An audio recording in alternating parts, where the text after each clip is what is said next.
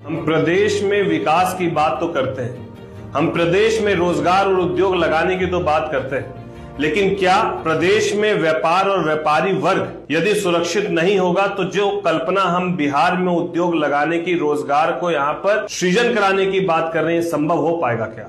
जिस तरीके से विगत रात शहर के सबसे प्रमुख स्थल पर बिहार की राजधानी पटना में गोपाल खेमका जी की निर्मम हत्या की गई और उस परिवार की दूसरी हत्या, क्योंकि इसके पहले वर्ष 2018 में उनके पुत्र की भी हत्या इसी तरीके से की गई और आज बीती रात उसी तरीके से गोपाल खेमका जी की भी हत्या जिस तरीके से खुलेआम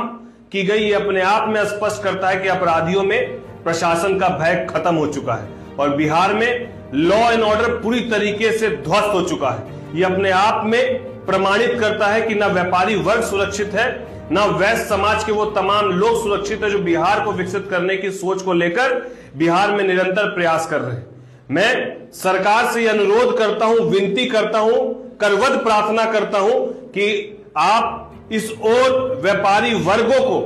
यदि हम उद्योग लगाने की बात कर रहे हैं और बिहार में रोजगार की बात कर रहे हैं, तो सबसे पहले व्यापारी वर्गों को आप सुरक्षा देने का काम करें,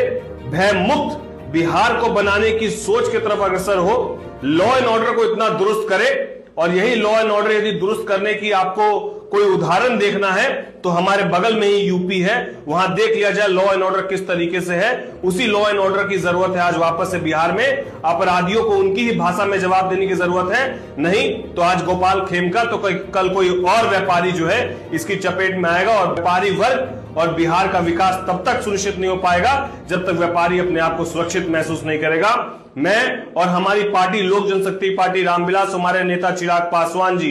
इस दुख की घड़ी में परिवार के साथ हम लोग सब खड़े हैं और हम लोग सब सरकार से निवेदन करने की स्थिति में है कि सरकार इस ओर सकारात्मक पहल करे, न केवल अपराधी